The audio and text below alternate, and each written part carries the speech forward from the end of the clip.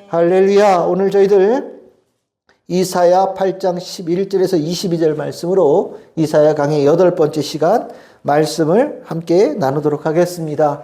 우리 지난 금요일에 이사야가 전한 아주 인상적인 그 예언의 메시지를 나눴죠.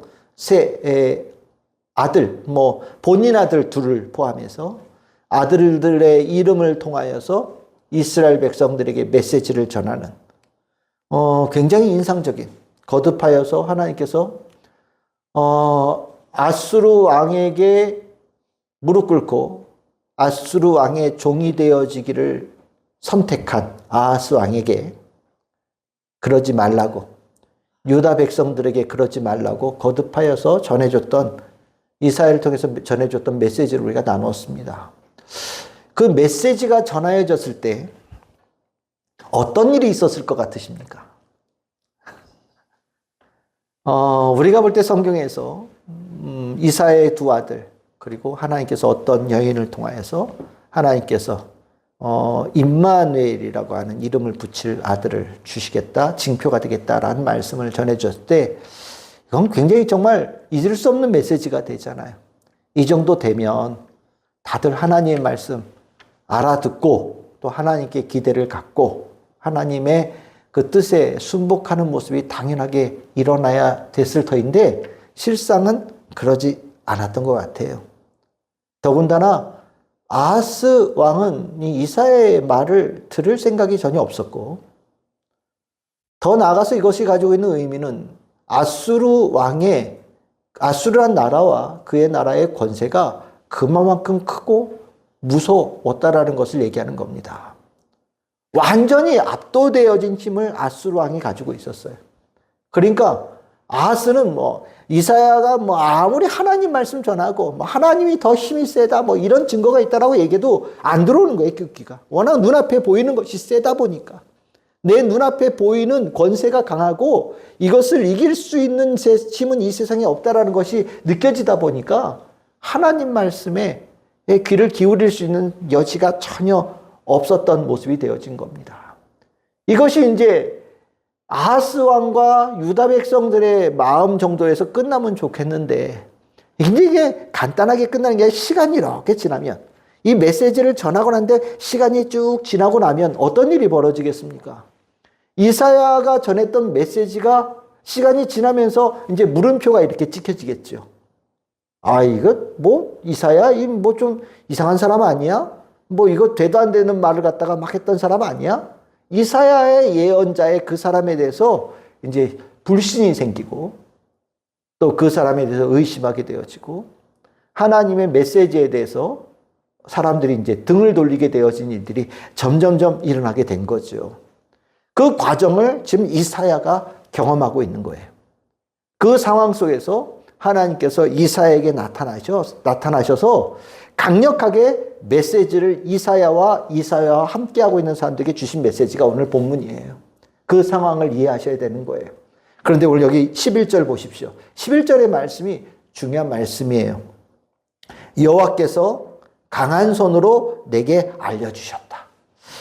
강한 손으로 알려주셨다. 이게 무슨 의미냐? 여러분들, 강한 손으로 알려주셨다는 게 어떤 의미로 느껴지십니까? 강한 손이 뭘까요? 강한 손은 초자연적인 능력을 나타낼 때 쓰는 말이에요. 초자연적인, 압도되어진 어마어마한 위력과 권능을 표현할 때 강한 손이라고 말해요. 실은 이사야가 하나님의 말씀을 전했지만 시간이 지나고 수많은 사람들이 이사야에 대해서 막 뭐라고 얘기를 하고 비아냥거릴 때 이사야도 사람인지라 흔들릴 수 있겠죠. 이사야도 수많은 사람들의 비난 앞에서 이거 어떻게 그렇게 꼿꼿하게 잘 서 있기가 쉬웠겠습니까? 요즘에 우리 인터넷에 막 악플 단다고 그러잖아요. 예? 뒤에다 막 욕하고, 그 몇 마디 욕에 어떤 사람들은 자신의 목숨도 끓는 판인데, 이사야 얼마나 많은 사람들이 욕했겠어요. 특별히 왕 앞에 가서 이 얘기를 했으니, 나라 전체에 가는 길에 막아서는 자가 되었으니 아마 나라 전체의 공권력을 가지고 이사야와 함께하고 있는 사람들에게 공격하고 또 욕하고 비난하는 일들이 아주 크지 않았을까라는 생각이 드는 거예요. 실은 이사야는 세상의 힘, 왕이 가지고 있는 힘에 노출되어져 있는 겁니다. 점점 커 보이고 그들이 가지고 있는 크기가 두려움으로 다가오는 상황이에요. 그때 하나님께서 이사야에게 나타나셨는데 어떻게 나타나셨다고요? 강한 손으로 나타나셨다. 강한 손으로 나타나셨다는 것은 하나님이 얼마나 무섭고 두려운 분인지를 이사야에게 보여주셨다라는 겁니다. 체험시키셨다라는 거예요. 얼마만큼 세상 왕 아하스 이런 수많은 사람들의 악플 비난 조롱 그걸 다 덮을 수 있을 만큼 더 무서운 하나님. 하나님께서 이사야에게 어마어마하게 정말 강한 무서운 분으로 이사야 앞에 딱 나타났다라고 얘기하는 거예요. 이 광경을 이사야는 이미 경험을 한 적이 있었죠. 언제냐면 하늘에 올라가서 하나님이 계신 곳에서 온 땅에 거룩하다라는 노래가 쫙 퍼지는 그 가운데 나 이제 죽었다. 내가 부정한 자가 여기 올라왔으니 난 죽었구나라고 했을 때 그 무서움, 그 두려움을 다시 한번 경험한 거예요. 하나님은요, 두려운 하나님이셔요. 하나님은 크고 무서운 분이십니다. 우리가 하나님에 대해서 인자하게 생기신 나이든 할아버지? 용돈도 주시고 선물도 주시고 필요한 거 없어? 라고 공급해 주시고 안아주시고 품어주시고 이런 하나님? 오케이, 좋아요. 그 하나님 있죠. 그런데 중요한 것은 하나님은요, 두렵고 무서운 분이라는 거예요. 이 부분을 절대로 과소평가해서 안 됩니다. 우리가 하나님이 두렵고 무섭다라는 것에 대한 이 인식은 하나님에 대한 가장 근원적인 하나님에 대한 인식이 되어져야 돼요. 우리가 사랑의 하나님, 사랑의 하나님이라고 하는데 그 사랑도 크고 두려운 무서움 앞에 있는 사랑이에요. 우리의 입에다가 사탕 하나 물려주는 사랑이 아니라는 거예요. 내 마음대로 해도 그냥 허용하는 그런 사랑이 아니라는 거예요. 하나님의 사랑은 인간이 가지고 있는 사랑보다 차원이 다른 사랑이에요. 깊이가 다르고 뜻이 달라요. 우리가 가지고 있는 사랑으로 하나님을 재단한다? 그거는 하나님의 사랑을 아직 경험하지 못한 거예요. 하나님은 사랑해서 때리기도 하셔요. 하나님은 사랑해서 자기의 아들을 이 땅에 제물로 보내기도 하시는 분이십니다. 하나님은 사랑하셔서 하나님께서 사랑하시는 이스라엘 백성 전체를 망하게도 하시는 분이시고요. 하나님은 사랑하셔서 이스라엘 백성을 몇십 년 동안 포로지에 보내기도 하시는 분이셔요. 그 사랑은 1년으로는 계산이 안 되고 10년으로도 계산이 안 되는 사랑이에요. 100년, 더 나아간 1000년, 더 나아가면 시간의 끝과 시간의 끝을 아울러야 가늠할 수 있는 사랑이 하나님의 사랑입니다. 그것이 두려운 하나님의 사랑 앞에 우리가 더 무릎 꿇게 되어지는 이유예요. 우리가 애들 기를 때 너무 애들한테 사랑 많이 주면 응석바지 되고 버릇없게 된다라고 얘기하잖아요. 맞아요. 우리 그런 풍속이 있어요. 하나님이 사랑의 하나님이라고 생각되어지고 나면 막 함부로 해도 하나님께서 다 허용하실 거라는 착각을 갖는 경우들이 있습니다. 하나님은 나 사랑하셔. 내가 원하는 대로 다 해주시는 분이야. 교만해지는 데에 사랑받는 것을 쓰는 경우가 있죠. 그런데 진짜 하나님의 사랑을 알면요, 하나님 앞에 무릎 꿇어요. 하나님께 사랑받을수록 더 낮아져요. 하나님의 사랑의 무게와 깊이를 헤아릴 수 없는 그 가운데 압도되어짐을 경험한단 말이죠. 이거는 제가 얼마 전에 나눴던 얘기니까 신약 성경의 탕자의 아버지 하나님, 그 하나님이, 그 아버지가 어떤 아버지 같습니까? 모든 걸 다 허용해주는 만만해 보이는 아버지로 보이십니까?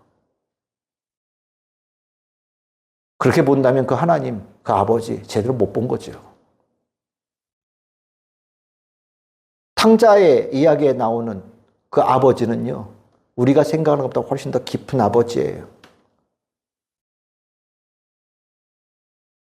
그 아버지에 대한 부분은 실은 알고 나면 그 아버지에 대한 경외를 가지는 게 정상이에요. 그 아버지를 경외해야 돼요. 만만하게 보는 게 아니라 그 아버지를 경외해야 되는 거예요. 두려움 속에 또 더 알고 싶은 마음이 같이 동반되어지는 마음을 가져야 되는 거예요. 오늘 하나님께서는 이사야와 이사야와 함께 있는 사람들에게 메시지를 전하고 나서 얼마나 어려움을 겪고 있는 상황에서 하나님은 어떻게 나타나시냐? 아니야, 내가 너희들을 살려줄게, 걱정하지 마라고 이렇게 도닥이에서 나타나시는 것으로 나타나지 않으셨어요. 어떻게 나타나셨어요? 강한 손으로. 내가 더 강한 힘을 가지고 있는 권능자라는 모습으로 이사야와 이사야와 함께 있는 사람들에게 나타나셨어요. 하나님을 두려워하게끔 만드시면서 세상에 대한 두려움을 벗어버리고 하나님을 두려워하며 하나님을 따르는 자가 되기를 원하시면서 하나님께 나타나신 거예요. 우리가 사역자들, 아까 우리 전사님이랑도 얘기했었어요. 우리 사역해요. 하나님께서 우리 사랑하셔서 사역해요. 또 우리 하나님 사랑하면서 사역해요. 근데 이게 다냐? 다 아니에요. 하나님 두려워하는 마음이 우리에게 있어요. 하나님 두려워하는 마음이 사역자들의 심령에 다 있어요. 하나님의 뜻대로 해야 된다라는 두려움. 하나님께 혹시 일을 맡았는데 제대로 하지 못해서 하나님께 혼날 것 같은 두려움. 이 두려움이 저는 모든 사역자들의 건강한 심령에 다 있다고 생각을 합니다. 여러분들도 때로는 도망가고 싶지요. 사역자들도 도망가고 싶을 때 많아요. 여러분들도 때에 따라서는 이거 그만할 거야 그런 생각 들고 싶을 때 있지요. 맞아요. 사역자들도 그런 생각 가질 때 많아요. 근데 왜 안 하냐? 하나님 두려워하는 마음. 이 안에 있어서 그래요. 그 두려움이 사랑함으로 약간씩 색깔들이 섞여 있으면서 하나님 사랑하면서 또한 두려워하고 하나님께 나를 사랑하시는 걸 알면서도 그 사랑 안에 깊이가 있음을 알고 때에 따라서 나에게 십자가를 맡기시는 사랑이라는 것을 요구하시는 것도 알면서 이 섞여 있는 상황 속에서 하나님 앞에서 하나님의 일을 하는 거예요. 그것이 우리가 건강하게 신앙생활을 할 수 있는 중요한 저는 신앙이 하나님 앞에 있는 마음가짐, 영성이라고 저는 생각을 합니다. 오늘 하나님께서 강하게 나타나셔서 이사야에게 명령하신 게 뭡니까? 11절 다시 봅시다. 너는 이 백성의 길로 가지 말아라 라고 명령하시는 거예요. 왜 이런 얘기를 하셨겠어요? 하나님 보시기에 이사야가 지금 이 백성의 길을 따라갈 것처럼 보이니까 이렇게 말씀하시는 거거든요. 아예 그럴 것 같으면 이렇게 얘기하실 이유도 없죠. 이사야가 이 백성들이 가는 길에 갈 수 있는 것처럼 보이는 거예요. 그러면 이걸 조금 다르게 표현하면 이사야는 이 백성들이 가는 길로 왜 같이 걸어갈 수 있는 마음을 조금이라도 가질 수 있었을까? 딱 하나죠.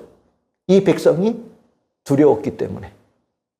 이 백성이 두렵고 무섭고 이 세상에 가는 그 흐름이 광대하고 크다라는 생각이 들다 보니까 내가 메시지를 이렇게 전했어도 정작 가는 길은 이쪽으로 갈 수 있는 상황들이 되는 거예요. 근데 그때 하나님께서 딱 나타나셔서 이 세상의 두려움보다 훨씬 크신 두려운 하나님으로 그들의 이사야 앞에 나타나셔서 보여주시는 거예요. 뭐라고 묻습니까? 너 백성이 두려워서 이 길을 갈래?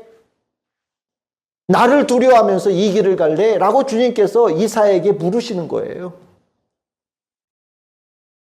만약에 하나님을 두려워하지 않으면 백성의 길은 가는 길을 걸어가겠죠. 그렇죠? 세상이 더 크게 두려워지면 세상에 굴복하고 세상에 가는 길, 백성들이 가는 길로 따라가겠죠.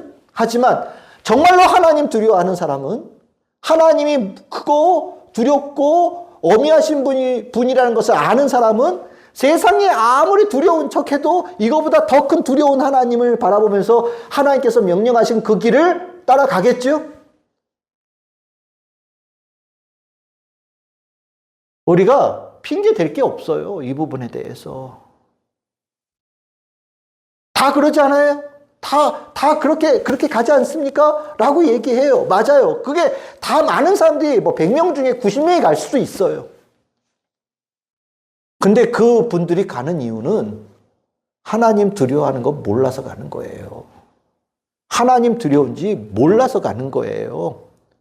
그러니까 이런 얘기도 나오는 거예요. 맞더라도 가볼래요. 이런 얘기가 나오는 거예요. 아니, 그게 말이 됩니까? 솔직하게 말씀드려요. 마저도 가보겠습니다라는 얘기가 말이 됩니까? 하나님 두려운지 모르는 거예요. 저는 그런 얘기 들을 때 진짜 소름 돋아요. 하나님께 마저도 한번 가보겠습니다. 아니, 어떻게? 그게 된단 말이에요? 정말 하나님 두려운지를 알면서? 정말 하나님 두려워하는 거 맞아요? 아니에요. 여러분들 중에 그렇게 말씀하신 분 없지요? 없기를 바랍니다. 있어서는 안 됩니다. 정말이에요. 하나님이 때리시는 게 사람이 때리는 거하고 견주어서 몇 배쯤? 아니에요. 성경에는 가끔 지옥에 내려간다, 스올에 내려간다 이런 얘기 나오죠. 감당할 수 없는, 이제까지 이 땅에서 경험해 보지 못한 이를 경험할 때 그렇게 표현해요. 사람 참 연약하거든요. 조금만 힘들어도 좀 이따 손들 것을 지금은 막 호기롭게 얘기해요. 괜찮아, 난 할 수 있어. 하나님, 뭐 괜찮아. 그렇지 않아요. 하나님 아는 사람들은, 하나님의 두려움을 알고 살아가는 사람들은 하나님 앞에서 그렇게 하지 않습니다. 그래서 제가 말씀드리잖아요. 신앙이 깊어지면 겸손해져요. 그게 하나님께서 우리를 만들어 가실 때 우리를 만들어 가시는 방향이에요. 하나님의 사랑을 경험하면 제자들의 발을 씻겨요. 섬기는 자가 되어지고 주님의 영광을 위해서 내 삶을 내어드리는, 하나님께 내 인생을 위탁하는 자가 되어져요. 하나님 만난 사람, 진짜 만난 사람 그렇게 살아요. 하나님께서 이사야에게 그걸 가르쳐 주시는 거예요. 오늘 이사야에게 하나님께서 이렇게 나타나시면서 주신 이 말씀을 우리가 깊이 알아야 됩니다. 우리가 이 세상에서 많은 두려움을 가지고 산단 말이죠. 아니, 두려워해야 된다고 세상에서 우리에게 뿔 달린 모습으로 얼마나 많이 나타나서 협박하는지 몰라요. 나를 두려워해? 내가 너의 명줄을 잡고 있어? 내가 너를 망하기도 할 수 있고, 내가 너에게 복도 줄 수 있고, 내가 이 일도 만들어줄 수 있고, 막 세상에서 온갖 것으로 협박하고 우리에게 목줄을 잴 수 있는 존재라고 자기를 으스댑니다. 근데 진짜로 여기에 눈이 떠진 사람은 그런 게 눈에 안 들어와요. 하나님이 있기 때문에. 그 어느 것과도 비교할 수 없는 하나님의 두렵고 크신 하나님이 있음을 내가 알기 때문에 세상에서 그 얘기를 아무리 해도 눈도 꿈쩍하지 않아요. 이게 하나님의 사람입니다. 우리 성도들의 삶이 그렇게 되어지기를 바랍니다. 그렇게 되어지고 나면 하나님께서 그런 이들에게 주시는 두 번째 단계가 있는데 그게 뭐냐? 14절이에요. 하나님께서 뭐가 되어주신다고요? 성소가 되어주신다. 하나님은 똑같은 하나님이에요. 하나님은 어제나 오늘이나 내일이나 동일하신 분이십니다. 하나님은 어제는 이랬다, 내일은 이런, 그런 분 아니시고 똑같은 분이셔요. 만세전에도 똑같으시고 앞으로 영원히 똑같으실 분이셔요. 진리이시고 영원 불변하시는 분이셔요. 근데 그 하나님을 우리가 어떻게 만나느냐가 중요해요. 그 하나님을 우리가 어떻게 인식하느냐에 따라서 그 하나님이 이런 하나님으로도 만날 수 있고 이렇게도 만날 수 있는 거예요. 같은 하나님이에요. 같은 하나님인데 내가 그 하나님 앞에 나아가는 모습이 어떠냐에 따라서 그 하나님을 만나는 그 자리가 완전히 다른 자리가 될 수 있다고 얘기하는 거예요. 오늘 12절에 13절에 보시면 만군의 여호와 그를 거룩하다 하고 그를 너희가 두려워하며 무서워할 자로 삼으라라고 가르치고 있잖아요. 그렇게 되어지기 위해서 그 마음으로 하나님을 만나는 자는 하나님께서 뭐가 되어주신다고요? 성소가 되어주신다. 하나님께서 함께 하시는 가장 안전한 자리, 보호받는 자리, 하나님의 거룩함이 묻어나는 자리, 생명 있는 자리로 그 만남에 그 축복을 주신다라고 말씀하시는 거예요. 내 안에서 하나님에 대한 거룩함에 경외하는 마음으로 만나는 자가 되어질 때. 그런데 똑같은 하나님인데 하나님 두려워하는 건 모르고 세상 두려운 줄만 알고 살아가는 자로 하나님을 만나게 되어지는 그 자리는 그 뒤에 나오지요. 걸림돌이 되어지고 함정이 되어지고 올무가 되어진다. 누가요? 하나님이요. 하나님이 그들의 걸림돌이 되어지고 하나님이 그들의 함정이 되어지고 하나님께서 그들의 올무가 된다라고 말씀하셔요. 이거 무서운 얘기입니다. 세상에 걸려 넘어지는 거는 좀 아프고 끝날 수 있지만 하나님께서 우리의 걸림돌이 되어지고 하나님께서 함정이 되어지고 올무가 되어지면 이거는 완전히 차원이 다른 문제가 되는 거예요. 그런데 하나님께서 아주 또렷하게 이사야에게 말씀하셔요. 나를 거룩한 자라고 경외하면서 나와서 그 자리가 성소가 되어지는 축복을 받거라. 근데 만약에 나에 대해서 조금이라도 우습게 여기거나 만만하게 보거나 교만하게 보거나 하나님을 경외하는 모습에 조금이라도 부족함이 있다면 벌 주겠다라는 얘기를 하시는 거예요. 무서운 벌을. 하나님께서는 이사야에게 아주 엄중하게 경고를 하시기도 하시고 또 이 세상에서는 어디에서 얻을 수 없는 그에게 완전한 축복의 확고부동한 은혜를 약속으로 주시는 겁니다. 이사야는 하늘에 올라가서 거룩함이 무엇인지를 온 삶으로 체험한 사람이에요. 그러니까 하나님 앞에 두렵고 떨리는 마음으로 가서 말하라고 말하고 하나님의 뜻을 전하고 마음을 전하는 일을 했기 때문에 하나님은 이사야에게 약속하시는 거예요. 걱정하지 마. 너 사는 자리를 내가 내 집으로, 너는 내 집안에 있는 사람이야. 누구도 너를 못 건드려 라고 약속하시는 거예요. 우리가 하나님 두려워하며 살면요, 하나님께서 여러분들의 가정과 여러분들이 살아가는 우리 모든 자리를 그런 자리로 만들어 주셔요. 누구도 건들 수 없는 자리. 하나님께서 축복하시는 자리. 근데 하나님을 온전하게 경외하지 못하면 하나님과 함께하는 동행하는 자리가 오히려 하나님께 징계를 받을 수 있는 자리라는 이 엄중한 경고를 우리는 귀담아 들어야 되는 겁니다. 지금 이스라엘 백성들이 이 문제를 가지고 오고 있는 거라는 거예요. 저는 우리 성도들이 다 하나님 앞에 성소되어지는 삶이 되기를 바랍니다. 아멘. 그리고 나서 하나님께서 세 번째로 이사야에게 말씀하시죠. 그게 16절이에요. 증거의 말씀을 싸매며 율법을 내 제자들 가운데 봉함하라 이렇게 말씀하고 있죠.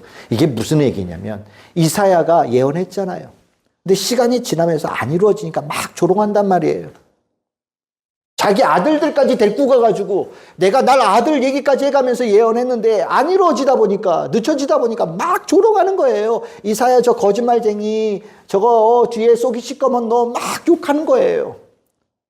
제가 이제까지 얘기했던 거 다 거짓말이야. 하나도 믿을 게 없어. 다 쓰레기 취급하는 거예요. 그러니까 하나님께서 뭐라고 그러냐. 내가 너에게 얘기해서 네가 저들에게 전했던 얘기를 꼼꼼하게 다 적고 누구도 거기다 지우개로 지우거나 누구도 거기에 대해서 뭘 한마디라도 더할 수가 없게끔 딱 적어서 밀봉해가지고 상자 안에다 딱 집어넣어라. 왜요? 이 말대로 반드시 이루어진다라는 것을 내가 온 세상에 증명하겠다.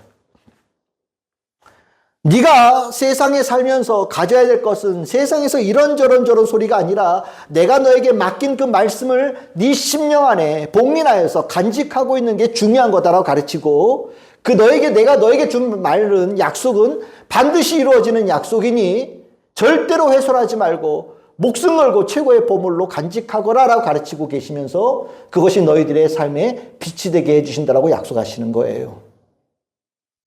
우리가 세상 살면서 여러 가지 얘기들은 정말 주옥 같은 얘기로 듣잖아요. 막 적기도 하고 빨간 줄로 치기도 하고. 근데 정말 내 인생의 최고의 보물은 하나님께서 나에게 하신 약속이에요. 그거를 이 안에 보물로 지키고 있는 사람은 하나님 경외하면서 사는 사람은 그렇게 지켜요. 근데 하나님 경외하지 않으면 에이 그땐 좋은 얘기 같았는데 뭐 별거 없네. 버리거나 때에 따라서는 에이 요건 좀 고쳤으면 좋겠어 집안대로 고치거나 이런 일들이 일어나는 거예요. 하나님을 두려워한 자 경외하는 자는 이렇게 산다라고 얘기하시는 거거든요. 우리가 말씀은 그냥 말씀이 아니죠. 천지를 창조하신 말씀이고요. 나를 살리는 말씀이고 영원히 변치 않는 말씀이에요. 이 말씀은 나를 향해서 하나님께 주신 최고의 선물이에요. 이것을 소중하게 여기는 자, 하나님을 거룩하게 여기며 하나님의 그 말씀을 받들어 모시면서 사는 자, 하나님께서 나를 사랑하셔서 나와 하나님께서 관계를 맺으시면서 나에게 그 증거로 주신 이 말씀, 하나님처럼 여기며 하나님처럼 붙잡으며 하나님처럼 사랑하며 끝까지 이 말씀을 따라가는 자, 하나님을 거룩하게 여기는 자라는 것을 분명히 기억해야 됩니다. 실은 어려운 세상 속에서 살아남는 자는 하나님의 거룩함을 인정하고 하나님께서 거룩하다고 인정하신 자들이 살아남는 거예요. 이게 이사야의 메시지예요. 그 거룩한 자들은 이렇게 사는 거예요. 세상의 길을 가는 대신 하나님 두려워하며 하나님께서 이끄시는 길을 걸어가고 하나님을 두려워하며 하나님께서 만나시는 성소가 되어지는 삶을 살며 하나님께 주신 말씀을 가장 큰 중요한 하나님의 그 존재로 여기고 심령에 깊이 모시며 붙잡으며 살아가는 자가 되어지는 것. 이 세상에서 살아남는 정말 큰 두려움 속에서도 언제나 꼿꼿하게 사는 빛되어진 자가 되어지는 비결이라고 가르쳐 주시는 겁니다. 우리 어떻게 살아가야 될까 고민이 많잖아요. 오늘 이사야를 통해 주신 말씀이 우리 성도님들의 심령에 깊이 들어갔거든.